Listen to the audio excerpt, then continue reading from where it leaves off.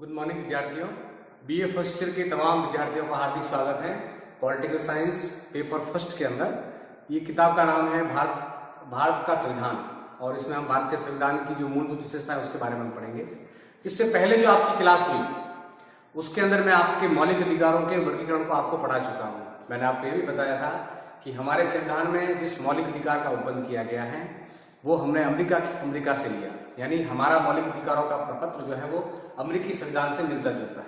यद्यपि फ्रांस दुनिया का ऐसा पहला देश था जिसने अपने संविधान में मौलिक अधिकारों का प्रबंध किया था, लेकिन हमारा जो मौलिक अधिकारों का जो पार्ट है जो हमने संविधान में डाला है वो अमेरिकी संविधान से प्रभावित है, यानी हमारा मौलिक अधिकारों का प्रपत्र अमेरिकी संविधान के जैसा है। इससे पहले मैंने आपको बताया था कि कितने मौलिक अधिकार आपको दिए, किन किन मौलिक अधिकारों को बाद में हटा दिया गया और उसे और कहीं डाल दिया गया।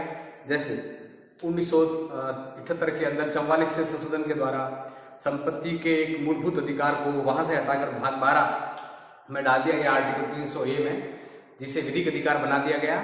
और बाद में न्यायालय ने यह भी कहा कि विधिक अधिकार होते हुए भी इसको मौलिक अधिकारों वाला संरक्षण जो है वो प्राप्त होगा। आप ये कह सकते हैं कि यद्यपि संपत्ति का अधिकार अब मूल अधिकारों की कैटेगरी में नहीं है, वो विधिक अधिकारों की कैटेगरी में है, लेकिन संरक्षण संबंधी उसके जो उपाय हैं वो वैसे ही जैसे मौलिक अधिकारों के होते हैं।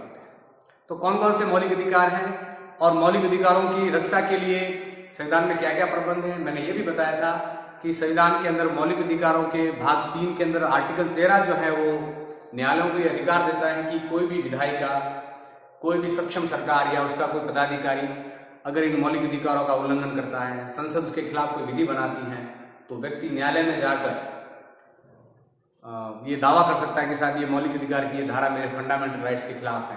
तो न्यायालय उस कानून की न्यायिक जांच कर सकता है और कह सकता है कि ये पूरा कानून भी समाप्त किया जा सकता है और उसके कुछ पार्ट जो केवल मौलिक अधिकारों का अल्पीकरण करते हैं वो संविधान से हट जाएंगे। तो कुल मिलाकर मौलिक अधिकारों की रक्षा के लिए न्यायालय को न्यायिक पुनरावलोकन का भी अधिकार है। और इसी प्रकार व्यक्ति भी अपने मौलिक अधिकारों की रक्षा को लेकर सुप्रीम कोर्ट में भी जा सकता है और हाई कोर्ट में भी जा सकता है। आपको ये भी बताया गया था कि आर्टिकल 32 जो है वो सुप्रीम कोर्ट को यह कर्तव्य आरोपित करता है कि वो व्यक्ति के मौलिक अधिकारों की रक्षा के लिए 5 प्रकार की रीटें जारी करे, जिसमें पहली रीट है बंदी प्रत्यक्षीकरण, दूसरी है परमादेश, तीसरी है उत्प्रेक्षण, चौथी है अधिकार पूछा और निषेधाज्ञा। ये कुल मिलाकर 5 प्रकार की रीटें जो है भारत का सुप्रीम कोर्ट व्यक्ति अधिकारों के संरक्षण हेतु जारी करता है। इसमें एक फर्क है कि ये रीटें सुप्रीम कोर्ट भी जारी करता है और हाई कोर्ट भी जारी करता है, लेकिन बुनियादी फर्क यह है कि सुप्रीम कोर्ट पर रीट जारी करने का कर्तव्य जो है वो आरोपित किया गया है कि उसे केवल मौलिक अधिकारों के संरक्षण हेतु ही रीट जारी कर सकता है वो।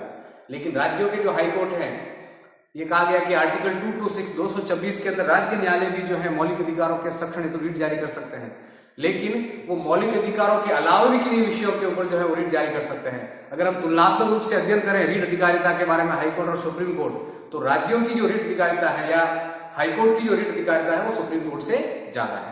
अब हम ये पढ़ेंगे कि इस मौलिक अधिकारों के प्रपत्र की हमारे संविधान में मूलभूत विशेषताएं क्या क्या है, यानी ये जो अधिकार पत्र हमें दिए गए हैं इसकी विशेषताएं क्या है। इसकी पहली विशेषता है सर्वाधिक विस्तृत अधिकार पत्र। दुनिया में जितने भी मौलिक अधिकारों के प्रपत्र या जिन जिन संविधानों में मौलिक अधिकारों की व्यवस्था पाई जाती है वो इतनी व्यापक नहीं है जितना भारत के मौलिक अधिकारों के प्रपत्र की है। भारत के संविधान का जो भाग 3 है उसमें आर्टिकल 12 से लेकर 35 तक एक बहुत बड़ा भाग जो है वो हमने मौलिक अधिकारों को समर्पित किया है। इसलिए हम ये कह सकते हैं कि भारत में जो मौलिक अधिकार हमें दिए गए हैं वो अधिकार पत्र दुनिया में सबसे विस्तृत अधिकार पत्र है।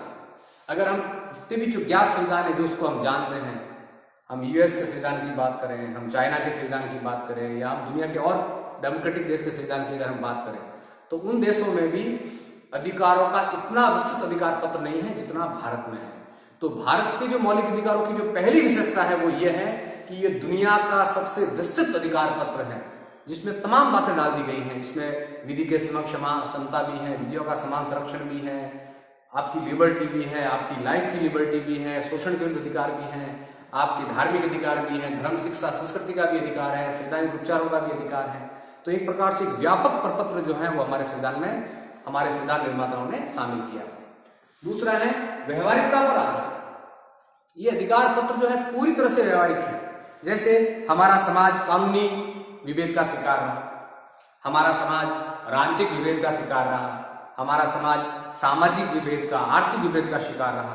तो संविधान निर्माताओं ने इन सब बातों को ध्यान में रखकर बाकायदा किस प्रकार सामाजिक न्याय की स्थापना हो, राजनीतिक न्याय की स्थापना हो, आर्थिक न्याय की स्थापना हो, व्यक्ति की जो है आजादी वो सुनिश्चित हो, इसके लिए पूरे प्रपत्र को व्यवहारिक आधार पर बनाया गया।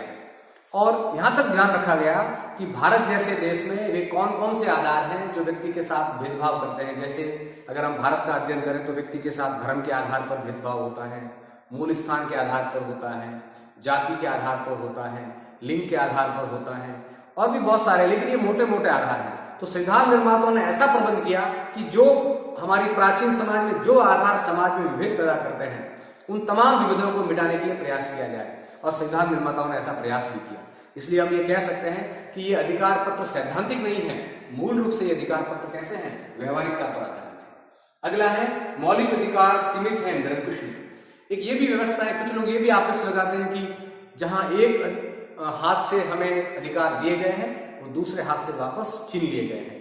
खास करके जब देश में राष्ट्रीय आपातकाल लगता है, और अगर मान लीजिए वो राष्ट्रीय आपातकाल आर्टिकल 358 के तहत लगता है, 352 के साथ अगर घोषणा 358 भी होती है, तो आपके बहुत सारे मौलिक अधिकार निलंबन की अवस्था में रहते हैं जब तक आपातकाल लागू रहता है। खास करके आर्टिकल 20 और 21 को अगर हम छोड़ दें तो इसके अलावा जितने भी जो आपके अधिकार हैं, मौलिक अधिकार, वो निलंबन की अवस्था में आ जाते हैं।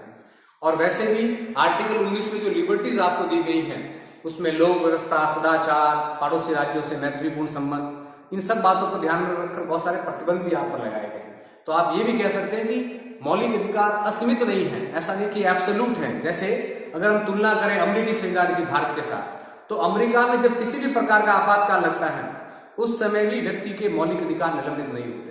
लेकिन हमारे यहाँ कुछ परिस्थितियां ऐसी हैं कि बाह्य आक्रमण के आधार पर जब आपातकाल देश पर आरोपित किया जाता है तो आपके मौलिक अधिकार निलंबन की अवस्था में आ जाते हैं जब तक आपातकाल प्रवर्तन के रूप में रहता है। जैसे ही वो आपातकाल हटता है वो मौलिक अधिकार आपको स्वतः ही मिल जाते हैं।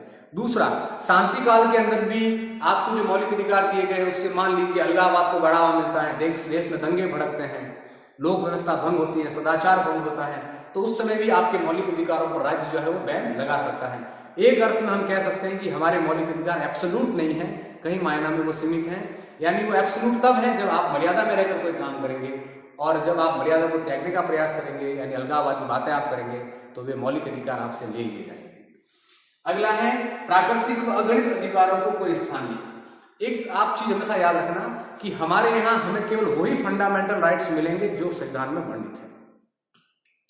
हमारे यहाँ मौलिक अधिकारों को गिनाया गया है। अगर हम अमेरिकी संविधान की तुलना करें तो वहां मौलिक अधिकार गिनाए हुए नहीं है। वहां न्यायालय क्या करता है, जब आप अपने मौलिक अधिकार को लेकर न्यायालय में जाते हैं कि मेरा ये फंडामेंटल राइट्स बाधित हो रहा है, ये मेरा मौलिक अधिकार है, तो न्यायालय उस चीज की प्राकृतिक व्याख्या करता है, उसको नैसर्गिक न्याय की कसौटी पे कसता है, और न्यायालय को लगता है कि वास्तव में ये व्यक्ति के नैसर्गिक न्याय के खिलाफ है, भले ही वो संविधान में वर्णित नहीं है, तो भी न्यायालय व्यक्ति के पक्ष में फैसला देता है और उसके मौलिक अधिकार की रक्षा करता है।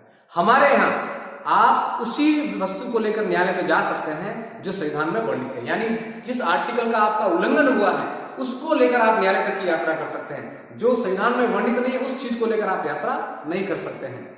यद्यपि 1980 तक हमारे देश में यही चलता रहा, लेकिन 1978 के बाद जब मानका गांधी का केस आया तो हमने भी अब अगणित यानी अप्रगणित अधिकारों की बात भी हमने की। अगर जो अधिकार गिनाए हुए नहीं है उसके लेकर भी न्यायालय जो है वो आपके मौलिक अधिकारों की व्याख्या कर सकता है। खास करके अगर हम आर्टिकल 21 की बात करें तो आर्टिकल 21 का प्रविषय न्यायालय ने बढ़ा दिया है, उसमें स्वास्थ्य संबंधी बातें, बहुत सारी बातें शामिल कर दी हैं।